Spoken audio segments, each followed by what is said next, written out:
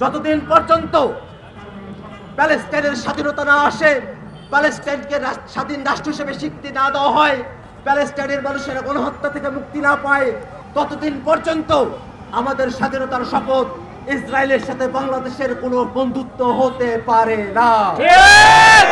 ইসরায়েলের সঙ্গে বন্ধুত্ব করে বাংলাদেশে যেসব